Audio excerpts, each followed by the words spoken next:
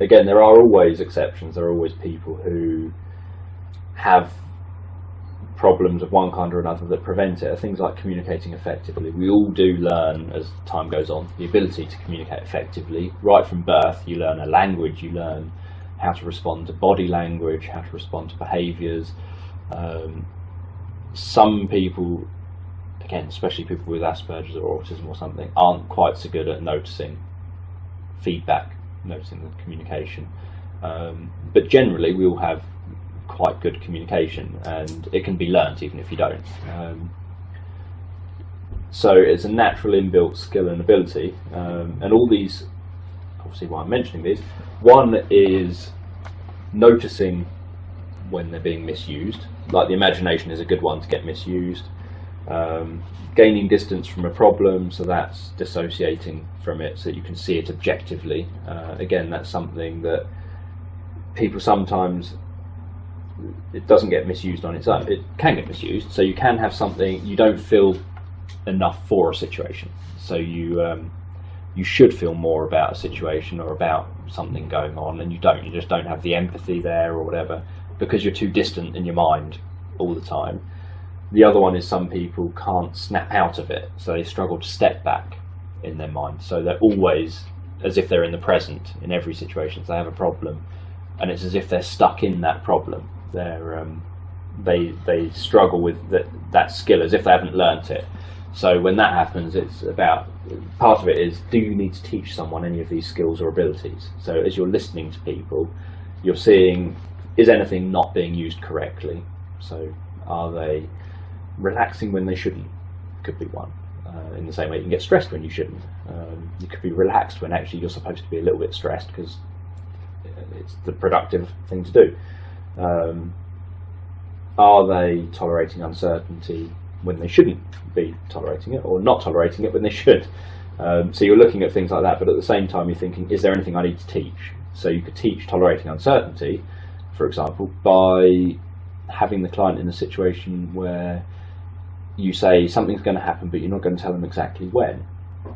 So I'm going to make you jump, but I'm not going to tell you exactly when during this session. Could be something you could do. And then if there's someone who that actually relates to, that they think, I'd really hate to be made to jump, you've created a situation where they're going to have to now learn how to tolerate that uncertainty, because for the whole session they don't know when you're going to do that, but at some point you will. And obviously the lesson isn't that when you do it, how they respond then, it's how they're coping with the fact that you're not letting them off the hook. Being able to truly envisage not having the problem, again, is something people have a huge difficulty with when they're in therapy. That they've obsessed about the problem so much that all they think about is the problem and not what they'd like instead of the problem. So when you say, so if you woke up tomorrow and you didn't have the problem, what would life be like? Well, I wouldn't have the problem. So what would life be like? It wouldn't be there anymore. So what would you be doing instead? I wouldn't be doing this, that, or the other. So that's how people answer.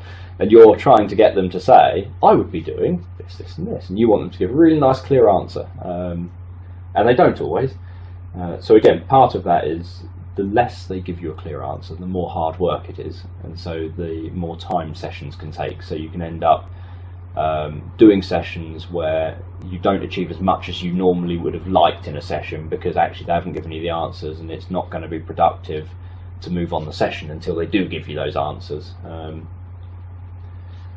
Whereas other times, even if they don't give you all the answers, you can find ways around it. So they don't give you the answers, but you think, okay, well, I think I've got enough information here to know what will help you.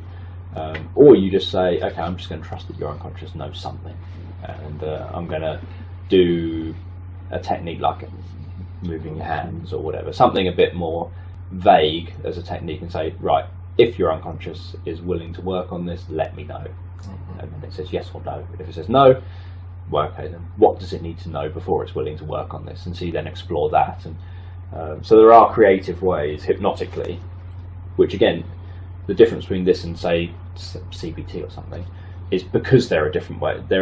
You wouldn't be able to do that in something like CBT. You wouldn't be able to think, okay, you've given me almost no information, so I want you to think about it like this next time, because you don't know how they were thinking about it in the first place. Whereas with this, you can think, okay, fair enough, clearly you're a sort of client that if I keep pushing, it's just going to antagonise you. It's not going to get further information, so let's work without that information hypnotically instead. So that's the sort of situation where you might then choose that a hypnotic route with very little therapy stuff would be a better route to take, and then just trust that they will figure out what therapy they need themselves, within themselves, even if they don't consciously ever work out what that is. And then you're going to work from there, and if they start giving you stuff in future sessions, you can work on it, but if not, then that's just the way you're going to have to work with that client. So it's it obviously varies from client to client, but there are definitely some clients where I've not been able to get information in a reasonable amount of time, and I've ended up thinking, you know what, I'm really going to have to antagonise you. If I keep pushing you, you're going to get wound up with me thinking, look, I couldn't give you the answer the first time, I can't give you the answer now, so I'm not going to be able to give you what you need to hear. That's fair enough, so let's do it in a different way. Let's do a technique where you don't have to tell me anything further. And sometimes they work really well, sometimes they don't work so well, but it varies from client to client. So even when you've got all the answers, sometimes doing a technique where you may not have had any of the answers could have worked just as well anyway. But you just have to sort of go with it. But it's quite nice to get information and to build on innate skills and abilities, and to see what would help people.